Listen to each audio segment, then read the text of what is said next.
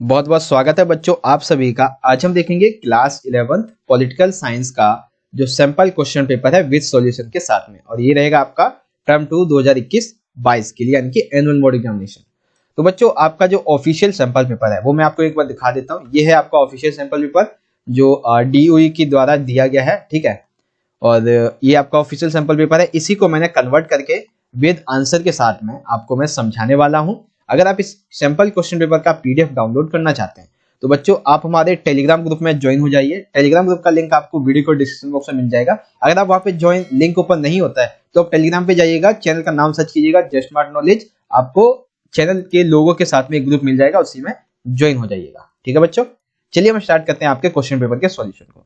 तो आपको पैटर्न तो पता ही होगा बच्चों। पैटर्न क्या है कि आपकी टाइमिंग है 2 घंटे की, मैक्सिमम मार्क्स है 40, एंड क्वेश्चन पेपर को 3 सेक्शन में डिवाइड किया गया, का, खा और गा।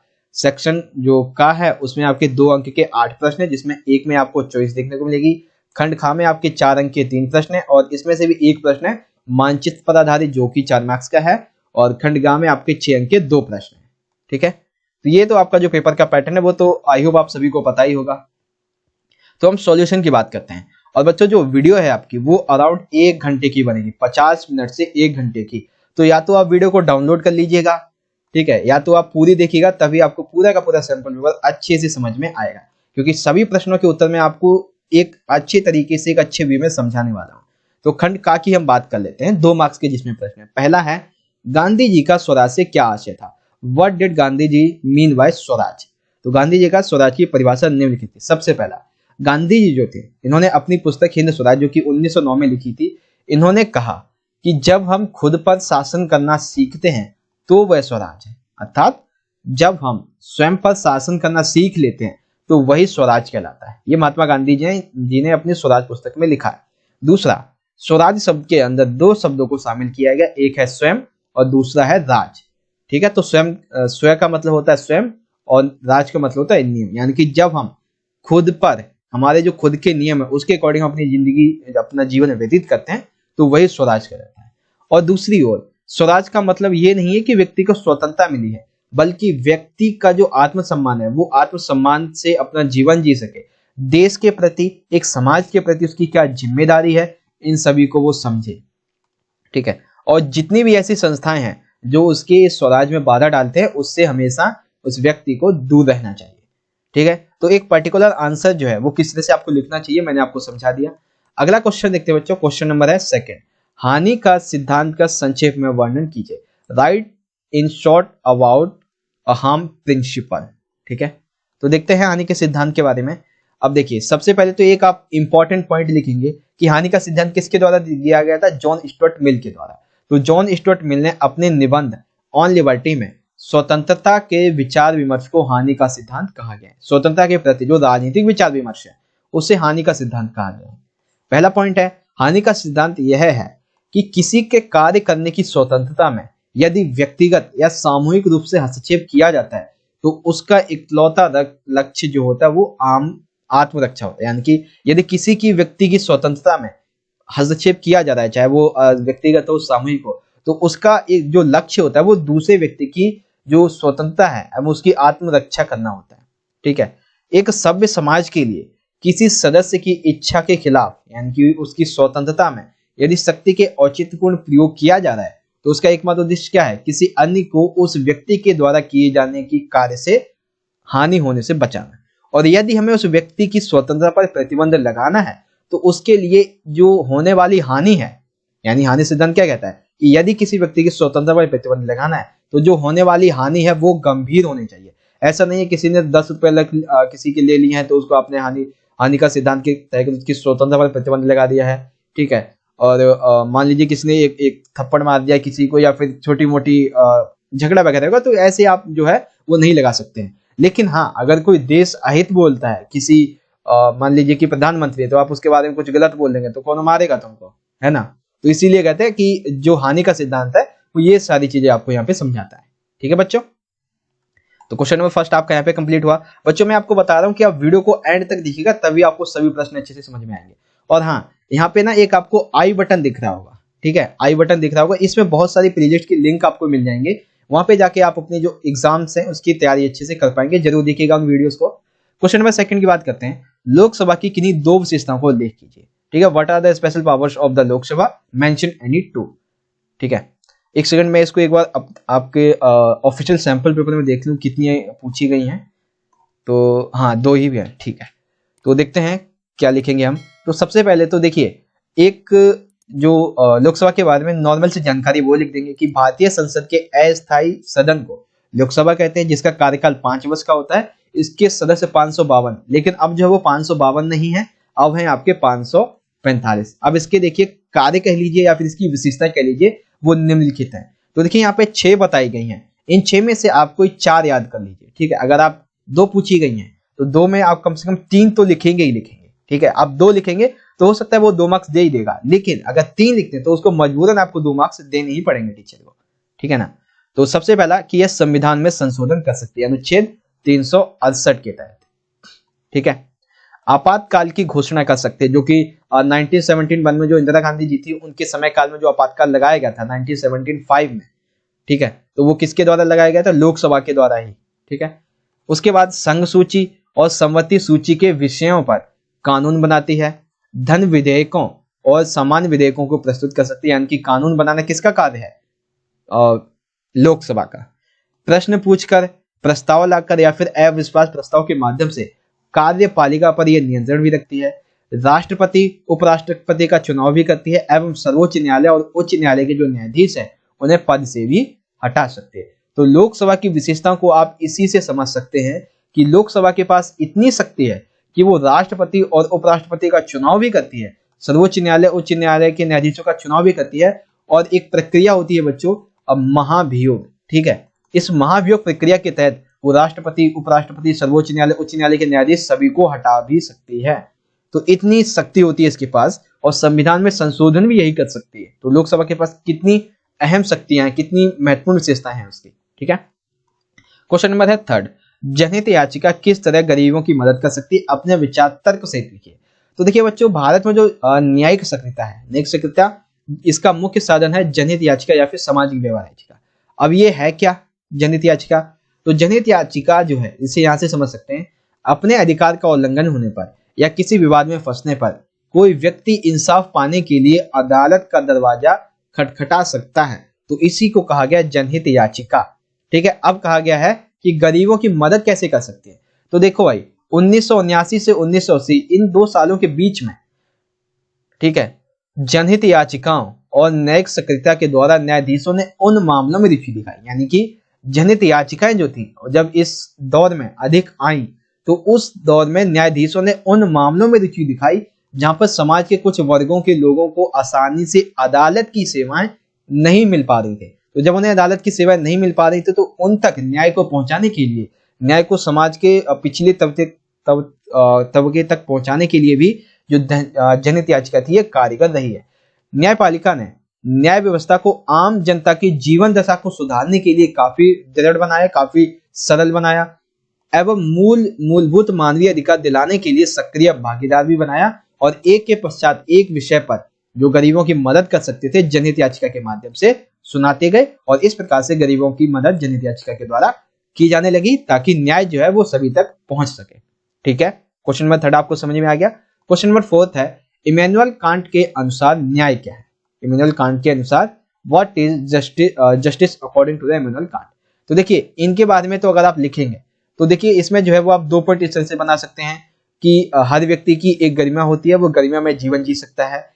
हर व्यक्ति का एक प्राप्य होगा, उन्हें अपनी प्रतिभा के विकास और लक्ष्य की पूर्ति के लिए समान अवसर प्राप्त हो। लेकिन अब एक ही लाइन में जो है वो आप ये 2 पॉइंट लिख देंगे तो आपको 2 मार्क्स मिलना मुश्किल है। तो इसीलिए क्या किया मैंने कि एक में तो है, एक लाइन में आपने बता दिया न्याय क्या है। तो न्याय का संबंध हमारे जीवन व सार्वजनिक जीवन से जुड़े नियमों से होता है, जिसके द्वारा सामाजिक लाभ कर्तव्यों का बंटवारा किया जाता है।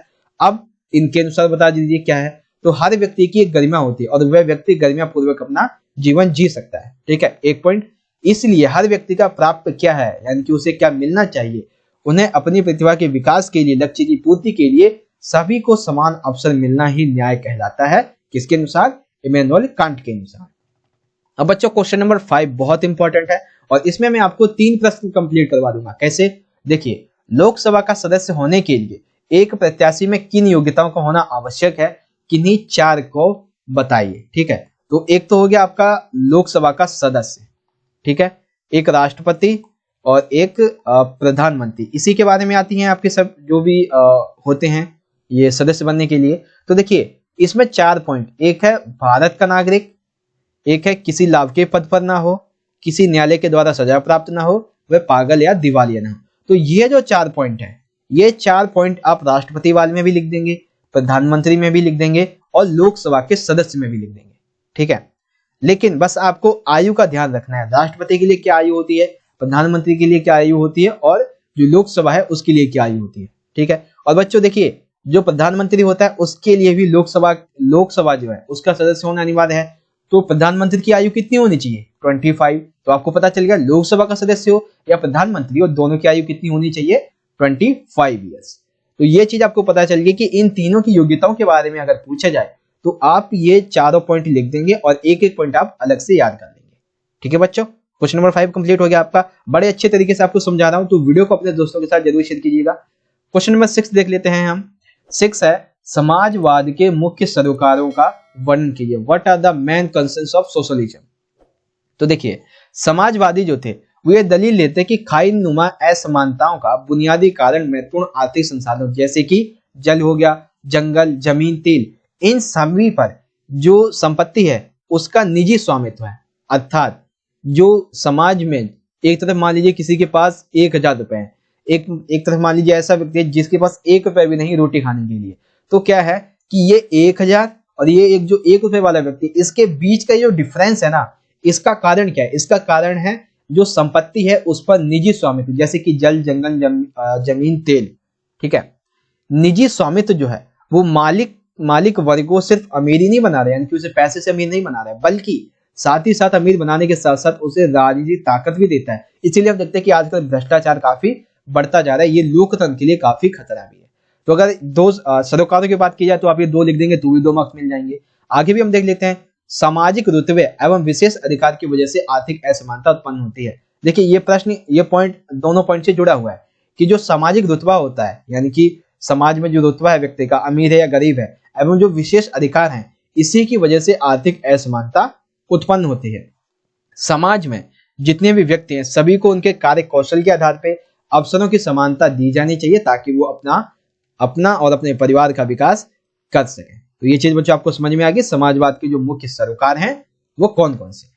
ठीक है, आई होप आप अच्छे से समझ रहे होंगे। क्वेश्चन नंबर है 7, संविधान के अनुच्छेद 74(1) का संबंध किससे है, लिखिए। संविधान का जो अनुच्छेद है 74(1), इसका संबंध किससे? तो इसका संबंध है बच्चों राष्ट्रपति से, राष्ट्रपति और मंत्रिपरिषद से।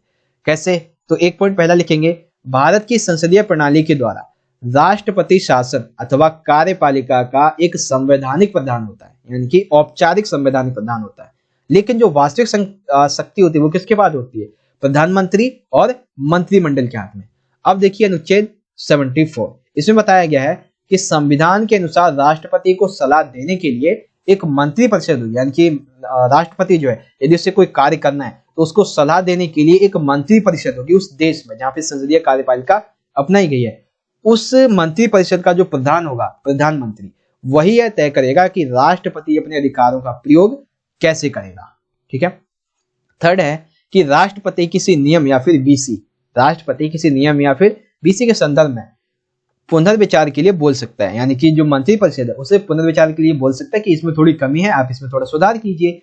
साथ ही मंत्रिपरिषद के द्वारा पुनर्विचार के बाद जो सलाह दी जाती है उसके अनुसार राष्ट्रपति कार्य करने के लिए मजबूर हो ही जाता है। तो इस तरह से हम समझ सकते हैं कि अनुच्छेद 74 ये कहता है कि जो राष्ट्रपति का अधिकार है वो राजनीतिक परिस्थितियों पर निर्भर करता है। ठीक है, और 74 क्या कहता है कि संविधान के अनुसार राष्ट्रपति को सलाह देने के लिए एक मंत्रिपरिषद होगी जिसका प्रधानमंत्री होगा। ये राष्ट्रपति अपने अधिकारों का प्रयोग उसी की सलाह से करेगा। ठीक है, तो ये आपका अनुच्छेद 74 का फर्स्ट, आई होप आपको अच्छे से कंप्लीट हो गया होगा। चलिए अगला देख लेते हैं। क्वेश्चन नंबर 8 की बात करते हैं। ये जो है बच्चों वो थोड़ा माइंड की कैपेबिलिटी को जांच करने के लिए क्वेश्चन दिया गया है। ठीक है, कि यदि एक अध्यापक कक्षा के कमजोर छात्रों के मनोबल को उठाने के लिए कुछ अतिरिक्त अंक दे देता है तो इसमें न्याय का कौन सा सिद्धांत काम करता है, क्या आप इसे न्याय संगत मानेंगे? सतर्क उत्तर लिखिए। देखिए यहाँ पे ये समझाया गया है कि ये एक क्लास है, ठीक है। इस क्लास में क्या है कि ये जो है, एक सेकेंड, ये जो कुछ ऐसे बच्चे हैं जो काफी पढ़ने में काफी अच्छे हैं, ठीक है, ये कुछ, और जो ये डॉट डॉट वाले बच्चे हैं, 2-4 बच्चे, ये काफी निडल हैं, ठीक है। और ये क्या करते हैं, ये जो बच्चे हैं ये वाले, इसका शोषण करते हैं, उसे पढ़ने नहीं देते हैं, तंग करते हैं। तो ऐसे में यदि एक अध्यापक जो है वो कक्षा के कमजोर छात्रों के मनोबल को उठाने के लिए कुछ अतिरिक्त अंक दे देता है, तो इसमें न्याय का सिद्धांत कौन सा काम करता है? तो इसमें जो है वो न्याय का विशेष जरूरतों का विशेष ख्याल का सिद्धांत का उपयोग होता है। देखिए आपके अनुसार आपका आंसर कुछ और हो सकता है, लेकिन जो मैं अपने अकॉर्डिंग जो मुझे सही इसका आंसर लगता है वो मैं आपको समझा रहा हूँ। अगर आपको कोई और आंसर समझ में आता है तो आप कमेंट बॉक्स में लगाए बताइएगा, अगर सही लगेगा तो मैं उसे पिन भी कर दूंगा। तो देखिए कक्षा में विद्यार्थी के मनोबल को बढ़ाने के लिए, पढ़ाई में उसकी रुचि बढ़ाने के लिए, कक्षा में उसे हीन भावना ना हो। ये जो पढ़े लिखे बच्चे हैं ये उसको मतलब ऐसा होता है ना कि आप कम पढ़े लिखे हैं, आपको कुछ आता नहीं है, तो ये लोग क्या है आपको कई बार ना कुछ बातें बोलकर जो है वो हमें छेड़ते रहते हैं, ऐसा कुछ, ठीक है। तो उससे हीन भावना का कक्षा में एहसास ना हो, इसीलिए सभी बच्चों को उन पढ़ाकू बच्चों के समान लाने के लिए ये थोड़ा जरूरी होता है। ये जो सिद्धांत है वो समान बर्ताव के सिद्धांत का विस्तार है, क्योंकि समकक्षों के समान बर्ताव के सिद्धांत में यह अंतर्निहित होता है कि जो लोग कुछ महत्वपूर्ण संदर्भों में समान नहीं है, ठीक है, ये क्या है, कुछ संदर्भों में इनसे समान नहीं है, उनके साथ भिन्न ढंग का बर्ताव किया जाना चाहिए। और ऐसा भी हो सकता है कि ये जो लोग हैं, ये जो बच्चे हैं जिससे कम पढ़ना लिखना आता है, इनकी मेंटल पावर कुछ ऐसी हो, या फिर पारिवारिक स्थिति ऐसी हो, और इनकी पारिवारिक स्थिति काफी अच्छी हो, तो ये बहुत सारी चीजें होती है। इसमें अपना अपना जो माइंड है वो आप लगा के इसका अपनी माइंड की कैपेबिलिटी, आपकी माइंड की जो कैपेबिलिटी है उसको मापने के लिए क्वेश्चन दिया गया था। तो क्वेश्चन नंबर 8 आपका यहाँ पे कंप्लीट हो जाता है। मैं आपको सभी प्रश्न एक बार दोबारा से दिखा देता हूँ, आप चाहें तो इनका स्क्रीनशॉट भी ले सकते हैं। पहला प्रश्न, गांधी जी के स्वराज से क्या आशय है? दूसरा प्रश्न, हानि सिद्धांत क्या है? तीसरा प्रश्न, लोकसभा की किन्हीं 2 विशेषताओं को बताइए। तीसरा प्रश्न, जनहित याचिका क्या है? जनहित याचिका किस तरह गरीबों की मदद कर सकती है? चौथा प्रश्न, इमैनुअल कांट के अनुसार न्याय क्या है? पांचवा प्रश्न, लोकसभा के सदस्य बनने के लिए प्रत्याशी में कौन सी योग्यताएं होना आवश्यक है? समाजवाद के मुख्य सरोकार, क्वेश्चन नंबर 6। क्वेश्चन नंबर 7, संविधान के अनुच्छेद 74 फर्स्ट का क्या अर्थ है? क्वेश्चन नंबर 8, ये आपको समझ में आ गया होगा। चलिए बच्चों बढ़ते हैं अगले क्वेश्चन की तरफ। तो अब है हमारा बच्चों खंड खा। खंड खा में जो है वो आपके 4 मार्क्स के 3 प्रश्न पूछे जाएंगे। इसमें से जो एक क्वेश्चन है वो आपका मैप बेस्ड होगा 4 मार्क्स का, ठीक है। तो 4 मार्क्स के ओवरऑल 2 क्वेश्चन है आपके थ्योरी बेस्ड एंड एक है मैप बेस्ड। क्वेश्चन नंबर 9 है, न्यायपालिका की स्वतंत्रता को संविधान द्वारा किस प्रकार सुनिश्चित किया गया है? ऐसे किन्हीं 4 उपायों को लिखिए। तो ऐसे में कोई 4 उपाय बताने जो कि न्यायपालिका की स्वतंत्रता को संविधान में किस तरह से यहाँ पे संरक्षित किया गया है, ठीक है। तो यह है आपका ऑफिशियल वाला, यहाँ पे भी देख सकते हैं प्रश्न सभी इस तरह से लिखे हुए हैं। चलिए आंसर देखते हैं। तो सबसे पहले तो एक लाइन लिखेंगे क्या, कि न्यायपालिका की स्वतंत्रता को बनाए रखने के लिए संविधान में विभिन्न प्रावधान निम्नलिखित हैं। तो देखिए सबसे पहला प्रावधान की बात करते हैं। सबसे पहली है न्यायपालिका के लिए, न्यायपालिका का न्यायाधीश है उसकी योग्यता। तो न्यायाधीश बनने के हेतु आपको वकालत का अनुभव होना चाहिए एवं कानून का विशेषज्ञ होना चाहिए, ना कि राजनीति में महारत हासिल हो। अर्थात आप अगर आपको वकालत का कानून का अनुभव है तो आप न्यायाधीश बन सकते हैं, आपको राजनीति में महारत हासिल ना हो तो भी चलेगा। दूसरा है न्यायाधीशों की नियुक्ति के संबंध में प्रावधान। तो बच्चों जो न्यायाधीशों की नियुक्ति होती है वो राष्ट्रपति के पास होती है, लेकिन कई बार क्या होता है कि अगर जो सर्वोच्च न्यायालय है, सुप्रीम कोर्ट, उसके क्या न्यायाधीश की नियुक्ति करनी है ना, तो राष्ट्रपति क्या करता है कि जो मुख्य न्यायाधीश होता है, जो रिटायर होने वाला होता है उससे, और जो अन्य वरिष्ठ न्यायाधीश होते हैं उससे परामर्श लेता है न्यायाधीश की नियुक्ति के बारे में। तीसरा है पद की सुरक्षा, अर्थात न्यायाधीश का पद जो है वो सुरक्षित है। कैसे? न्यायाधीशों के पद को सुनिश्चित किया गया, कैसे? इन्हें कोई भी उनके पद से हटा नहीं सकता है। उनके पद से हटाने की प्रक्रिया को काफी जटिल बनाया गया है। कैसे? कि यदि अतिक्रमण और अयोग्यता यानी कि संविधान का उल्लंघन करने पर और अपने अधिकार क्षेत्र से बाहर कार्य करने पर अयोग्यता के आधार पर उसे हटाया जा सकता है। और ये प्रक्रिया क्या कहलाती है बच्चों? इस प्रक्रिया को हम कहते हैं महाभियोग, ठीक है, यही महाभियोग कहलाता है।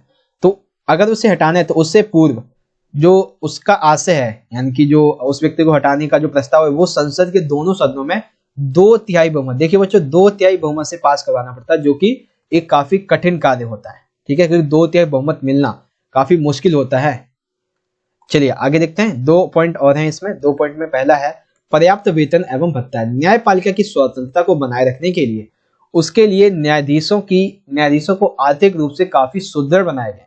उन्हें पर्याप्त वेतन दिया जाता है, मुफ्त आवास उपलब्ध कराया जाता है, जब तक वे रिटायरमेंट नहीं हो जाते हैं, ठीक है, तब तक वो अपने पद पर बने रहते हैं, और रिटायरमेंट के बाद उन्हें पेंशन भी दी जाती है। ठीक है, पेंशन का जो माप होता है वो हर जगह अलग होता है, कहीं 50% होता है, कहीं 40% होता है, कहीं 30% होता है। ठीक है, हर जगह अलग अलग होता है। तो क्वेश्चन पॉइंट 5 लिखेंगे, कार्यपालिका के संबंध में प्रावधान।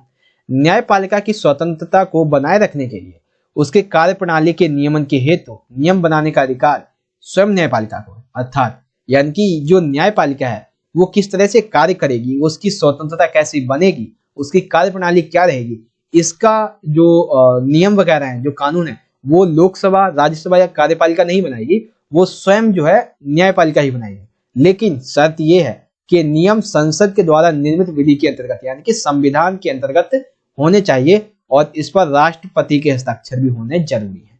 तो बच्चों आपको ये क्वेश्चन अच्छे से आई होप क्लियर हो गया होगा, जिसमें आपको क्या समझाया गया है कि न्यायपालिका की स्वतंत्रता को संविधान द्वारा किस प्रकार की सुनिश्चित किया गया है। बच्चों सभी प्रश्न में आपको बड़े अच्छे तरीके से समझा रहा हूं, आप वीडियो को जितना हो सके अपने दोस्तों के साथ शेयर कीजिएगा। क्वेश्चन नंबर 10 देख लेते हैं। बच्चों 10 क्वेश्चन जो है वो वैसे तो 2 मार्क्स में पूछा जाना चाहिए था, लेकिन यहाँ पे 4 मार्क्स में पूछा गया है, तो फिर भी देख लेते हैं हम कैसे इसका आंसर लिखेंगे। अवसर की समानता क्या है? What do you understand about the opportunity of equality? ठीक है, तो इसका आंसर देखते हैं किस तरह से आप लिखेंगे। देखिए सबसे पहले तो आप ये लिखेंगे, समाज में किसी भी व्यक्ति के साथ वर्ग के नाम पे जाति, रंग, क्षेत्र, धर्म और आर्थिक स्तर के आधार पर भेदभाव नहीं की जाएगी एवं सभी को भेदभाव नहीं होगी। इसके साथ ही साथ सभी को समान अवसर भी प्राप्त होंगे ताकि वो अपना विकास कर सके। ठीक है, तो ये चीज आपको समझ में आ गई। ये आप एक भूमिका लिख दी। पहला पॉइंट लिखेंगे, समानता की अवधारणा में यह अंतर्निहित है, यानी कि उसमें कहा क्या है कि सभी मनुष्य अपनी दक्षता यानी कि अपनी दक्षता को, वो उन्हें जो आता है, अपनी प्रतिभा को विकसित करने के लिए तथा अपने लक्ष्यों और आकांक्षाओं को पूरा करने के लिए समान अधिकार और समान अवसरों के हकदार हैं। समाज में अवसर की समानता तभी सुनिश्चित हो सकती है जब असमानता और विशेष अधिकारों की औपचारिक व्यवस्था को समाप्त किया जाए। यानी कि समाज में जो है वो अवसर की समानता तभी हम सुनिश्चित कर सकते हैं जब असमानता के जो सिद्धांत है उससे खत्म किया जाए, विशेष अधिकार जो है उससे खत्म किया जाए, तभी अवसरों की समानता समाज में व्याप्त हम कर सकते हैं। तीसरा पॉइंट है, कभी कभी ये सुनिश्चित करने के लिए कि सभी लोग अपने अधिकारों को सही रूप से उपयोग कर सकें, उनके साथ अलग बर्ताव करना आवश्यक हो जाता है। अर्थात कभी कभी क्या होता है कि कई लोग जो है वो अपने दूसरे वर्ग का शोषण कर लेते हैं, तो ऐसे में कभी कभी यह सुनिश्चित करने के लिए जो अधिकार दिए गए लोगों को वो उनका सही रूप से उपयोग कर पा रहे हैं या कोई उसमें बाधा डाल रहा है, तो उनके साथ कभी अलग अलग बर्ताव करना भी आवश्यक हो जाता है। जैसे कि जो ओबीसी है, ठीक है, ओबीसी कह लीजिए और एससी कह लीजिए, इन सभी को समाज के बाकी जो तबके उन तक लाने के लिए इन अवसरों की समानता में क्या किया जाता है, कुछ परसेंट का, 10% का, 2% का, 5% का आरक्षण दे दिया जाता है। ठीक है, तो इसकी वजह से क्या होता है कि ये लोग जो है वो समाज के बाकी वर्ग के लोगों के साथ भी अपना जो विकास है वो करके उनके साथ भी आ सकते हैं। तो ये होता है अवसरों की समानता के अंतर्गत। उसके बाद सामाजिक दर्जा, संपत्ति या विशेष अधिकारों में समानता का अभाव होना महत्वपूर्ण नहीं है। अर्थात यहाँ पे देखिए ये कहा गया कि समाज जो है उसमें संपत्ति के आधार पे, विशेष अधिकार के आधार पे समानता का अभाव हो या ना हो इससे मतलब नहीं है, लेकिन अगर शिक्षा, स्वास्थ्य और सुरक्षित आवास जैसी बुनियादी चीजों की उपलब्धता नहीं है तो हाँ हम वहां कह सकते हैं कि यहाँ पे अवसरों की असमानता रही है। ठीक है, तो ऐसे में हमें अवसरों की असमानता हम कैसे खत्म कर सकते हैं, जो असमानता है जिस सिद्धांत है उसे खत्म कर दो, विशेष अधिकार जो मिल रहे हैं उसे खत्म कर दो, और जो इन व्यक्तियों का शोषण कर रहा है उसे हटा दो, सिंपल हो जाएगा। तो इस तरह से आप जो है वो अवसरों की असमानता को खत्म कर सकते हैं और अवसर की समानता व्याप्त कर सकते हैं। तो क्वेश्चन नंबर 10 आई होप आपको समझ में आ गया होगा। क्वेश्चन नंबर 9 एंड 10 ये आपके 4 मार्क्स के 2 प्रश्न होंगे। अब जो है वो आपका मैप बेस्ड क्वेश्चन आता है। तो मैप बेस्ड क्वेश्चन में देखिए क्या पूछा गया है, ए बी सी और डी ये क्या है, द्विसदनीय विधानमंडल है। तो द्विसदनीय विधानमंडल राज्य कौन कौन से हैं उसे हम देखते हैं। तो देखिए यहाँ पे दिया हुआ है, ए दिया हुआ है, तो ये क्या है हमारा, ए है हमारा यूपी, बी क्या है, बी है हमारा जहां तक मुझे लगता है कर्नाटक है, ठीक है, ये है आपका महाराष्ट्र है, और डी जो है वो आपका तेलंगाना है, ठीक है। तो अब देखिए यहाँ पे हमने ये तो समझ लिया कौन सा राष्ट्र कौन सा है। अब आपको इसे एक तालिका में भरना है। तालिका में कैसे भरेंगे, ये रही आपकी एक तालिका। तो संबंधित अक्षर ए है, ए किसके अकॉर्डिंग है, यूपी, बी है आपका कर्नाटक, सी है आपका महाराष्ट्र, डी है आपका तेलंगाना। आपको मैप जो है वो आपकी जो उत्तर पुस्तिका है उसमें नहीं बांधना है, आपको मैप नहीं बांधना है, आपको ये एक टेबल बनानी है आपकी आंसर जो आपको बुक मिलेगी उसमें आंसर की, ठीक है। तो आपका यहाँ पे जो है वो सेक्शन ये खत्म होता है। और जो विजुअल एम्पायर्ड बच्चे हैं, ठीक है, उनके लिए क्या है, एक मिनट उनके लिए मैं देख लेता हूँ क्वेश्चन 11 में क्या पूछा गया है, एक सेकेंड। विजुअल एम्पायर्ड के लिए है, उनके लिए नाम लिखना है सिर्फ, ठीक है। 2 विधानमंडल के 4 राज्यों के कोई नाम लिखने हैं। तो मैं आपको दिखा देता हूँ फिर से। खंड खा जो है आपका वो यहाँ से स्टार्ट हो गया है क्वेश्चन नंबर 9 से, और ये हमने कर भी लिया है, आपको अच्छे से समझा भी दिया है, ठीक है। बच्चों वीडियो अच्छी लग रही हो तो अपने दोस्तों के साथ भी ज्यादा से ज्यादा जरूर शेयर कीजिएगा। क्वेश्चन नंबर 10 था ये, आई होप आप समझ गए होंगे। चलिए आगे बढ़ते हैं अगले प्रश्न की तरफ। अब जो है वो हमारे काफी बड़े बड़े प्रश्न आएंगे, ठीक है, क्योंकि खंड गा में जो है वो आपके 6 मार्क्स के 2 प्रश्न है, और दोनों ही प्रश्नों में आपको एक एक ऑप्शन देखने को मिलेगा। यानी कि देखें तो हम 6 मार्क्स के 2 प्रश्न है, टोटल ऑप्शन मिला के 4 प्रश्न हो गए। तो एक प्रश्न को कंप्लीट करने में हमें 5 मिनट का टाइम लगेगा, ठीक है, क्योंकि एक प्रश्न काफी बड़े हैं। और उससे पहले मैं आपको ऑफिशियल सैंपल पर यहाँ पे दिखा देता हूँ। ये रहा आपका ऑफिशियल, और ये दिया हुआ है, देख सकते हैं, नकारात्मक स्वतंत्रता, सकारात्मक स्वतंत्रता, अभिव्यक्ति स्वतंत्रता, प्रतिबंध, अपने विचार, और ये दे रखा है राष्ट्रपति के किन्हीं 3 विशेष अधिकार, मंत्रिपरिषद में प्रधानमंत्री की भूमिका का उल्लेख। तो देखते हैं इसके आंसर को। क्वेश्चन नंबर फर्स्ट देखते हैं, यानी कि क्वेश्चन नंबर 12 है, नकारात्मक और सकारात्मक स्वतंत्रता में मुख्य अंतर बताइए। या फिर ऐसे पूछा जा सकता था कि स्वतंत्रता के जो 2 आयाम है उसका वर्णन कीजिए। तो सबसे पहले देखेंगे हम बच्चों सकारात्मक यानी कि पॉजिटिव फ्रीडम, पॉजिटिव लिबर्टी। तो देखते हैं इसका आंसर आप कैसे लिखेंगे। सबसे पहले इस स्वतंत्रता का जो सरोकार है, यानी कि एक बार कलर चेंज करते हैं, हाँ देखिए, इस स्वतंत्रता का जो सरोकार है वो व्यक्ति और समाज के संबंधों की प्रकृति और स्थिति से, यानी कि व्यक्ति का समाज के संबंधों की प्रकृति और स्थिति क्या है ये हमें बताता है। व्यक्ति जो है वो एक पुष्प की तरह होता है, जब मिट्टी उपजाऊ हो, सूरज की रोशनी उसे मिले, पर्याप्त पानी मिले और नियमित देखभाल मिले, तब वह व्यक्ति खिल पाता है। तो सकारात्मक स्वतंत्रता जो वो ये कहती है कि राज्य जो है, इसके अंतर्गत राज्य को अधिक से अधिक कार्य देने के पक्ष में, यानी कि जो व्यक्ति है उन्हें अधिक से अधिक कार्य मिल सके, रोजगार मिल सके उनके अनुसार। इससे व्यक्तियों पर नियंत्रण नहीं होगा, बल्कि राज्य व्यक्तियों के विकास के लिए उचित परिस्थितियों को भी प्रदान करता है। व्यक्ति के पास अपनी मूलभूत आवश्यकताओं की पूर्ति के हेतु जो भौतिक संसाधन है वो भी उपलब्ध होने चाहिए, ताकि वो अपना जो जीवन का विकास है वो अच्छे से कर पाए। व्यक्ति की बुद्धि विवेक के विकास के लिए शिक्षा, अच्छा जीवन जीने के लिए जरूरी अन्य अवसरों तक की पहुंच होना अनिवार्य है, जो कि किसके द्वारा किया जा सकता है, राज्य के द्वारा, राज्य के हस्तक्षेप के द्वारा। तो सकारात्मक स्वतंत्रता क्या है, सकारात्मक स्वतंत्रता कहती है कि व्यक्ति पर कुछ प्रतिबंध होने चाहिए। प्रतिबंध जो है उनकी स्वतंत्रता पर कुछ ऐसे होने चाहिए जो कि उचित होने चाहिए, ठीक है। और ये एक लिख देंगे आप, प्रकृति से संबंधित है। राज्य जो है वो लोगों को रोजगार प्रदान करे ताकि वो अपने जीवन का विकास कर सकें।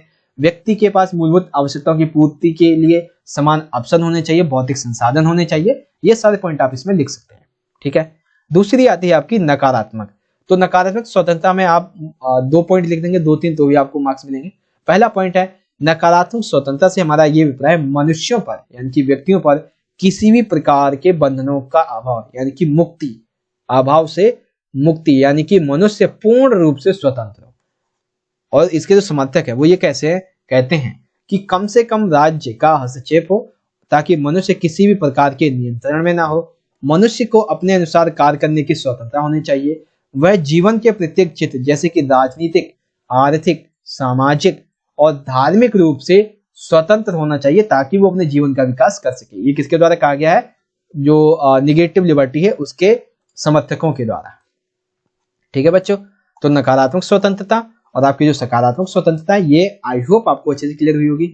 अथवा में आपका प्रश्न दिया हुआ है, ठीक है, अथवा में प्रश्न आपको दिया हुआ है, अभिव्यक्ति की स्वतंत्रता पर उचित प्रतिबंध होना चाहिए या नहीं, इस विषय में अपने विचारों को तर्क सहित अभिव्यक्त कीजिए। तो देखिए 6 मार्क्स में प्रश्न है, तो इस प्रश्न को हम 3 पार्ट में डिवाइड कर लेंगे।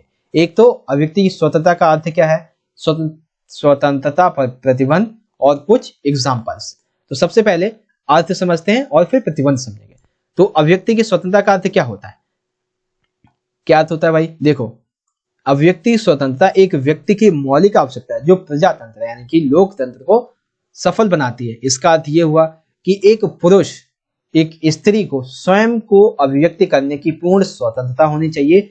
इससे हम गैर हस्तक्षेप यानी कि व्यक्ति की जो अभिव्यक्ति की स्वतंत्रता, व्यक्ति की जो बोलने की स्वतंत्रता है, उसमें किसी का हस्तक्षेप ना हो, न्यूनतम क्षेत्र से संबंधित माना जाता है। यानी कि देश अहित वगैरह के बारे में आप जो है उसकी स्वतंत्रता पर हस्तक्षेप कर सकते हैं, वैसे नहीं कर सकते।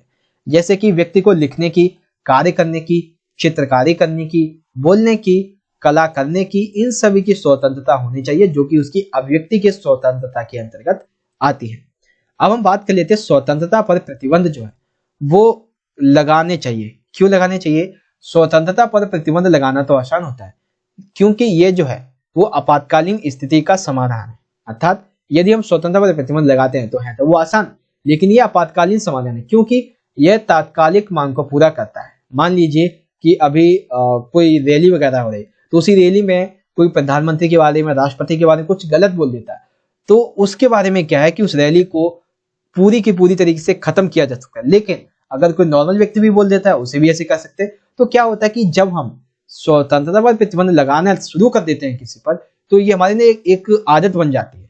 ठीक है, तो समाज में स्वतंत्रता के जो प्रतिबंध है इसके दूरगामी संभावना की दृष्टि से बहुत खतरनाक है, क्योंकि जब हम एक बार प्रतिबंध लगाने लगते हैं तब प्रतिबंध लगाने की आदत हमारे अंतर्गत विकसित हो जाती है। तो देखिए, अभिव्यक्ति की स्वतंत्रता का अर्थ क्या हो गया? ठीक है, 1 मार्क्स में ये मिल जाएगा, और स्वतंत्रता पर प्रतिबंध ये आपका 1 से 2 मार्क्स में आपको ये मिल जाएगा। अब देखिए, उचित प्रतिबंध कैसे लगाए जा सकते हैं। तो देखिए, 5 उदाहरण मैं आपको समझाऊंगा। अब इन्हीं में से आपको 2-3 उदाहरण इसमें लिखने ही पड़ेंगे। ठीक है, सबसे पहला टेलीविजन यानी कि जो सोशल मीडिया है उसके बारे में कहा गया है, समाचार पत्रों को यह स्वतंत्रता तो दी गई है कि वे संसद या विधानमंडल की कार्यवाही को प्रकाशित कर सकते हैं, लेकिन इस पर प्रतिबंध लगाना भी जरूरी है। क्यों जरूरी है? क्योंकि संसद की कुछ नियम कानून ऐसे होते हैं जो कि बाहर नहीं पहुंचनी चाहिए। जैसे आपने सुना होगा कई बार क्या होता है, संसद या विधानमंडल के किसी भी व्यक्ति की आप पर्सनल लाइफ को उसमें नहीं दर्शा सकते हैं। ठीक है, और ये जो सोशल मीडिया है ये किसी अश्लील विचार को, किसी ऐसी घटना को जो देश अहित में हो, समाज के लिए अच्छी ना हो, उसे प्रसारित नहीं कर सकते। तो टेलीविजन को हालांकि अभिव्यक्ति की आजादी जरूर है, लेकिन उस पर प्रतिबंध की भी आवश्यकता में पड़ती है। उसके बाद एक व्यक्ति पर, एक संस्था पर, या फिर किसी एक पर्टिकुलर जो जिसके पास कोई बड़ा पद है उस पर भी किस तरह से आप प्रतिबंध लगा सकते हैं वो यहाँ पे बताया गया है। देश की संप्रभुता, अखंडता, शिष्टाचार, सदाचार के हितों में राज्य की सुरक्षा, विदेशी राज्यों के साथ मैत्रीपूर्ण संबंध, लोक व्यवस्था, न्यायालय अवमानना के आधार पर अभिव्यक्ति की स्वतंत्रता पर रोक लगाया जा सकता है जो कि उचित है। यानी कि कोई व्यक्ति, कोई संस्था जो है वो देश की संप्रभुता तथा अखंडता के बारे में गलत बोलता है, उसके प्रति मतलब कि कुछ ऐसा होता है जो देश के लिए सही ना हो, शिष्टाचार, सदाचार के जो हित होते हैं देश के लिए, समाज के लिए, उसके लिए सही ना हो, राज्य की सुरक्षा के बारे में अगर कुछ गलत बोल रहा हो, या फिर कोई ऐसा जो है, जैसे आप मान लीजिए एक रॉ संस्था होती है। ठीक है, तो रॉ संस्था जो है, ठीक है, इसको क्या करते हैं, ये अगर आके सारे के सारे जो डिटेल्स हैं वो अगर सामने मीडिया के सामने बोलने लगे तो उसकी स्वतंत्रता पर प्रतिबंध लगाया जाता है। क्यों? क्योंकि भाई आप राज्य की सुरक्षा के जो नियम है, जो उसके अंतर्गत जो कानून वगैरह वो आप सारे बता रहे हो, तो आपकी ऐसी अभिव्यक्ति पर प्रतिबंध लगाया जा सकता है। विदेशी राज्यों के साथ मैत्रीपूर्ण संबंधों पर, यानी मान लीजिए कि भारत इजराइल, भारत इंग्लैंड वगैरह, भारत जो चीन वगैरह इनके संबंध है, इन पर बात चल रही है, या फिर इनके ऊपर आप कुछ गलत बोल देते हैं तो भी आप पर जो है प्रतिबंध लगाया जा सकता है। लोकतांत्रिक व्यवस्था में कुछ आप गलत काम करते हो तो भी लगा दिया जाएगा। न्यायालय के द्वारा कोई फैसला सुना दिया गया है, मान लीजिए कि आपका घर बनना, उस पर स्टे लगी हुई है, अगर आपने स्टे लगी हुई है, अगर आप उस स्टे को हटा के अपना काम शुरू करते हो तो भैया आप पर प्रतिबंध ऐसा लगाया जाएगा कि आपको जेल में भेज देंगे। ठीक है, जिसे कस्टडी कहते हैं। तो ये चीज आपको समझ में आ गई, 2 पॉइंट। अब देखिए 2-3 पॉइंट और हैं यहाँ पे। उदाहरण जैसे कि फिल्म निर्माता दीपा मेहता, ये आपकी किताब में दिया हुआ है, फिल्म निर्माता दीपा मेहता काशी में विविधताओं पर एक फिल्म बनाना चाहती थी। यह फिल्म विविधताओं की व्यथा यानी कि जो विविधता है वो कैसे फैली, वो उस समय क्या चल रहा है, इन सभी चीजों को खोजना चाहती थी। लेकिन राजनीति के एक बड़े हिस्से के द्वारा इसके निर्माण एवं प्रकाशन पर प्रतिबंध लगा दिया गया, जो कि अनुचित था। क्यों लगाया गया भाई? इसलिए क्योंकि इनको लगता था इस फिल्म में भारत को बुरी तरीके से प्रस्तुत किया जाएगा। उन्हें यह भी लगता था कि यह फिल्म विदेशी दर्शकों की जरूरत को पूरा करने के लिए बनाई जा रही है, इससे प्राचीन काशी नगरी की बदनामी भी होगी। तो यानी कि एक आपको यहाँ पे एक एग्जाम्पल ये देखने को मिला कि अभिव्यक्ति की स्वतंत्रता पर प्रतिबंध लगाया गया है। वो एक आपने ये उदाहरण देख लिया। अन्य उदाहरण देख लेते हैं। तो जैसे ओबली मेनन की रामायण रिटोल्ड है, सलमान रुश्दी की द शोटनिक वर्सेस है, समाज के कुछ हिस्सों के द्वारा विरोध के प्रदर्शन के बाद ये प्रतिबंधित हो गई। The last temptation of Christ है नामक फिल्म, मी नाथुराम बोलते ना नाम का नाटक भी था। ये सभी जो थे वो विरोध प्रदर्शन के बाद काफी खत्म हो गई, क्योंकि उन्हें लगता था कि ये जो है वो समाज में हिंसा फैला रहे हैं, जो लेकिन वाकई में ऐसा नहीं था। तो ये प्रश्न आई होप आपको अथवा वाला जो प्रश्न था ये कंप्लीट हो गया होगा कि अभिव्यक्ति की स्वतंत्रता पर उचित प्रतिबंध होना चाहिए या नहीं। बिल्कुल होना चाहिए। और जो उदाहरण जो तर्क हैं हमारे वो आई होप आपको समझ में आए होंगे। ठीक है बच्चों, चलिए वीडियो काफी आपकी लंबी हो चुकी है, 36 मिनट हो चुके हैं ऑलरेडी। आगे बढ़ते हैं क्वेश्चन नंबर 13 के। राष्ट्रपति की किन्हीं 3 विशेष अधिकारों का वर्णन कीजिए। तो राष्ट्रपति का जो अधिकार होता है, जो विशेष अधिकार होता है, वो राजनीतिक परिस्थितियों पर आधारित होता है। इस प्रकार राष्ट्रपति के विशेष अधिकार निम्नलिखित है। तो ये तो एक नॉर्मल सी एक लाइन होगी राष्ट्रपति के बारे में। तो सबसे पहला देखिए राष्ट्रपति के विशेष अधिकारों में सबसे पहला क्या है? सबसे पहला है ये वाला, विधेयक को सदनों में पुनर्विचार के लिए लौटा सकता है। अर्थात जब संसद के द्वारा राष्ट्रपति को कोई विधेयक भेजा जाता है साइन करने के लिए, उसकी मंजूरी लेने के लिए, तो राष्ट्रपति को यदि लगता है कि यह फैसला देश के हित में नहीं है या अभी इसमें कुछ कमी रह गई है, तो वह वापस संसद में पुनर्विचार के लिए भेज सकते हैं। दूसरा, अगर संसद बिना बदलाव के उस विधेयक को फिर से ही भेज दे तो राष्ट्रपति को उसे स्वीकृति देनी ही पड़ती है। यानी कि राष्ट्रपति का पहला विशेष अधिकार क्या है? जो भी विधेयक आता है उसे पुनर्विचार के लिए लौटा सकता है, चाहे वो संसद का हो चाहे वो मंत्रिपरिषद का हो। ठीक है, राष्ट्रपति के द्वारा विधेयक को पुनर्विचार के लिए भेजा जाना काफी बड़ी बात होती है, क्योंकि राष्ट्रपति कोई ऐसे ही नहीं बन जाता है, उठ के चला गया राष्ट्रपति बन गया, उसे भी आखिर ज्ञान तो होगा ही। ठीक है, तो ये काफी अपने आप में बड़ी बात हो जाती है कि अगर संसद बिना बदलाव के विधेयक को ऐसे ही भेज दे तो। अगला पॉइंट देखते हैं, वीटो शक्ति। वीटो शक्ति आई होप आप सभी बच्चों को अच्छे से समझ में आता होगा कि वीटो शक्ति क्या है। वीटो शक्ति का प्रयोग करके राष्ट्रपति विधेयक को स्वीकृति देने में विलंब कर सकता है। ठीक है, इसे आप ऐसे समझ सकते हैं कि राष्ट्रपति के पास एक ऐसी शक्ति है जिसे वो अपनी पॉकेट में रखता है। कैसे? कि जब संसद के द्वारा राष्ट्रपति को कोई विधेयक भेजा जाता है तो राष्ट्रपति चाहे तो उसे अपने पास एक अनिर्धारित लंबे समय तक अपने पास रख भी सकता है। लेकिन इसमें अपवाद है धन विधेयक, और जहां तक मुझे पता है धन विधेयक को अराउंड 14 या फिर 15 दिन के अंदर उसे मंजूरी देनी पड़ती है। ठीक है, उसके बाद यानी कि लंबे समय तक अपने पास रख सकता है, जिससे उसे अपनी वीटो शक्ति के इस्तेमाल का मौका मिल जाता है। इसे ही हम पॉकेट वीटो कहते हैं। यानी कि देखिए ये संसद है, ये राष्ट्रपति है, RNH। संसद ने कोई विधेयक भेज दिया A, अब राष्ट्रपति क्या करेगा? अपनी पॉकेट वीटो का इस्तेमाल करते हुए इसे अपने पॉकेट में रख लेगा। अब जब मर्जी होगा इसे निकालेगा, हस्ताक्षर करके भेज देगा, नहीं निकालेगा तो पड़ा ही रहेगा। ठीक है, लेकिन ऐसा होता नहीं है, क्योंकि संसद जो है वो ऐसे ही नहीं बनी है, वो भी देश हित में कार्य करते हैं। तो उसके लिए जो है बाकी जो बहस वगैरह वो तो एक अलग अलग मुद्दा बन जाता है यहाँ पे। आगे देखते हैं थर्ड काफी अच्छा है और इसका अलग से 4 मार्क्स में एक प्रश्न पूछा जा सकता है। औपचारिक रूप से प्रधानमंत्री की नियुक्ति। देखिए राष्ट्रपति के जो विशेष अधिकार है वो राजनीतिक परिस्थितियों पर निर्भर करते हैं। कैसे? कि इसके तहत राजनीतिक विशेष अधिकार का प्रयोग करता है कौन? राष्ट्रपति। जब चुनाव के बाद किसी को पूर्ण बहुमत नहीं मिलता है, या फिर देखिए लोकसभा जो होती है, ठीक है, लोकसभा, एक सेकेंड, लोकसभा मंत्रिपरिषद कब भंग होती है? जब प्रधानमंत्री की या तो मृत्यु हो जाए, ठीक है, या तो वो त्याग पत्र दे दे। ठीक है, तब उसे जो मंत्रिपरिषद होती है वो भंग हो जाती है। और जब भंग होती है उसके बाद जो चुनाव होता है तब किसी को पूर्ण बहुमत नहीं मिले, तब वो ये तय करता है कि प्रधानमंत्री कौन बनेगा। गठबंधन की सरकार भी ना बने तब यह तय करता है कि प्रधानमंत्री कौन बनेगा। उस समय राष्ट्रपति को एक अहम भूमिका निभाते हुए देश के लिए एक प्रधानमंत्री को चुनना पड़ता है। ठीक है। और ये किससे चुनता है? संसद के सदस्यों के द्वारा, और जो उस समय के बड़े पदाधिकारी होते हैं, मुख्य न्यायालय के न्यायाधीश, उनके परामर्श है। भारत में ऐसा समय जो था वो 1989 से 1998 यानी कि ओवरऑल 11 ईयर्स तक ये सिचुएशन चली थी। तो औपचारिक रूप से प्रधानमंत्री की नियुक्ति कैसे करता है राष्ट्रपति, ये आई होप आपको समझ में आ गया। ये अलग से भी 4 मार्क्स में प्रश्न पूछा जा सकता है। तो यहाँ पे ये आपका क्वेश्चन 13 जो है वो कंप्लीट होता है। 13 का जो अथवा वाला प्रश्न है इसे भी देख लेते हैं। और ये प्रश्न बच्चों मुझे काफी अच्छा लगता है क्योंकि ये हर बार पूछा जाता है। मंत्रिपरिषद के प्रधान के रूप में प्रधानमंत्री की भूमिका का उल्लेख कीजिए, या फिर प्रधानमंत्री का सरकार में क्या स्थान है, ये आपको समझना है। तो देखिए, औपचारिक रूप से देश का प्रमुख कौन होता है? राष्ट्रपति। लेकिन सरकार का प्रमुख कौन होता है? प्रधानमंत्री। इसके पास कई ऐसी शक्तियां होती हैं जो यह सुनिश्चित करते हैं कि राज्य यानी कि देश का विकास एवं संचालन कैसे किया जा सकता है। ठीक है, तो अब इसमें हम देख लेते हैं पॉइंट के बारे में। तो सबसे पहला पॉइंट लिखेंगे सरकार में सर्वोपरि स्थान, और दूसरा मंत्रिपरिषद का प्रधान। तो सबसे पहले ये वाला देखते हैं, सरकार में सर्वोपरि स्थान। प्रधानमंत्री का स्थान सरकार में सर्वोपरि होता है। कैसे?